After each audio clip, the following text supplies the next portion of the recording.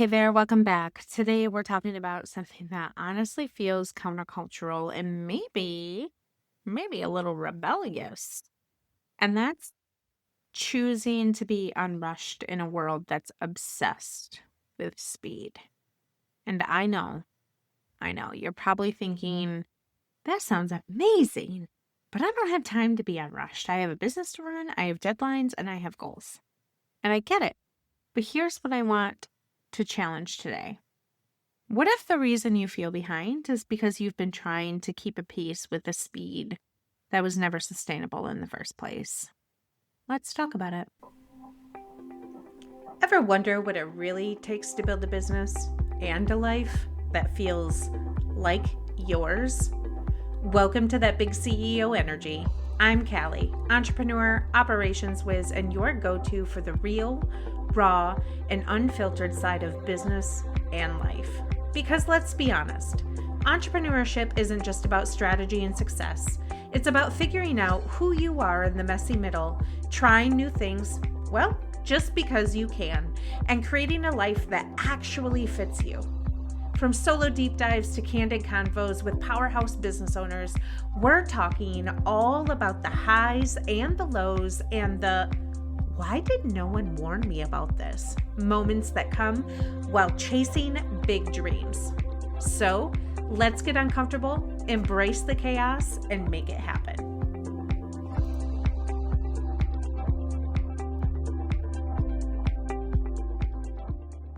Let's just name what's happening in the online business world right now. Everyone is launching constantly, pivoting every quarter, posting multiple times a day, building funnels, running ads, showing up on every platform. And there is this underlying message. If you're not moving fast, you're falling behind.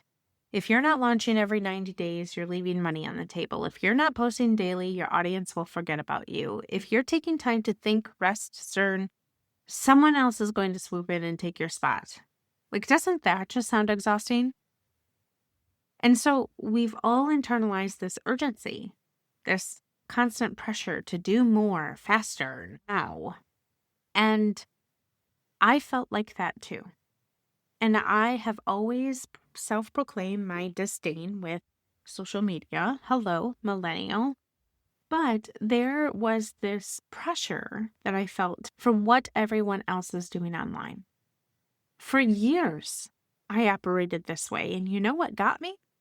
Exhaustion, burnout, and a business that felt like it was running me instead of the other way around.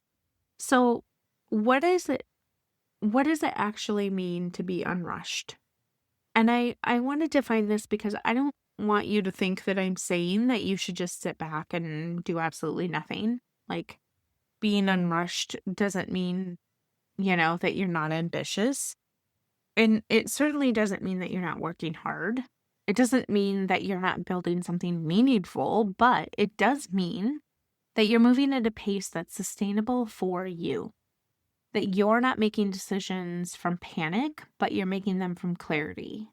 And you're prioritizing depth over speed, and you're playing the long game, not just the short-term sprint. And what I mean by that is you are investing in yourself and in your business that doesn't leave you feeling completely exhausted. And being unrushed is a mindset. It's a commitment to your own sustainability. It's choosing to build a business that doesn't require you to sacrifice your life, your health, or even your sanity to keep it running. And here's what I've learned and what I've watched play out time and time again. The businesses that last are not the ones that move the fastest. They're the ones that move with intention. Fast businesses burn out. They choose trends, they pivot constantly, and exhaust their founders in the process. Slow businesses compound. They build trust over time. They create loyalty. They grow sustainability. And here's the irony. When you stop rushing, you often end up further ahead, which is sometimes incomprehensible because you're not making reactive decisions you have to undo later. And you're not burning bridges in your scramble to move fast because you're building something that has depth not just momentum.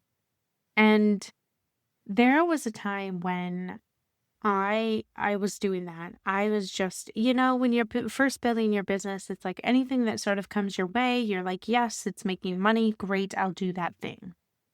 And then what happens is you start to kind of get into your groove and your way of working. And if you're not careful, you hold on to those things that just like were temporary and they should have been temporary and they're not for some reason. And when I had this happening in my business, I thought it was like something wrong with me. But the reality of the situation is I didn't really fully understand what it meant to be unrushed. Like, you've just got to let your business build itself when you have it set up in a sustainable manner. Like, you internally have to be okay with that. And if you never take the chance to slow down, if you never take the chance to rest before making a big decision or to wait for the right opportunity instead of forcing something, the outcome becomes very dangerous. And then it becomes this downward spiral, and you show up on the burnout mat and you're like, what just happened? Like, where was I? And you have no idea how you got there. And then it's this repeated cycle because what you did and what you allow starts to happen again. So let's talk about what happens when you never slow down. You actually make the worst decisions of your life, like full on, because you're reacting. You're just reacting. You're not responding to anything. You're putting fires out instead of literally building strategically. And you lose your creativity.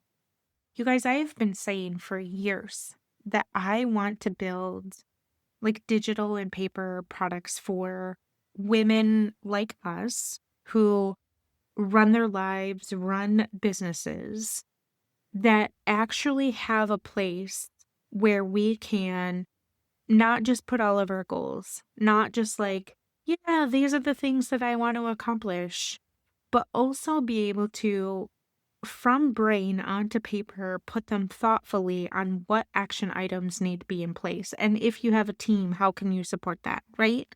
Like, it has been in my head and I have been creating them in my head. Where in the world am I going to put that on paper? And it's because I had been in such a constant state of urgency, building, right? Building my business, that I lost my creativity. Because creativity requires space. It requires boredom. It requires rest, wandering. And you can't access any of that when you're in constant motion. But what happens when you never slow down is the burnout. And I talk about this over and over and over again because it's so important, not just physically, but mentally and emotionally. You literally hit a wall where you cannot do it anymore. And everything grinds to a halt. But then you lose the joy. The whole reason why you started this business was freedom, flexibility, impact. But when you're always rushing, you're not experiencing any of that.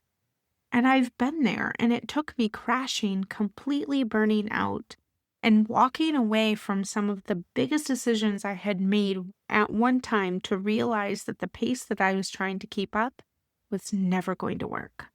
So how do you practice being unrushed? Like, how do you actually do this?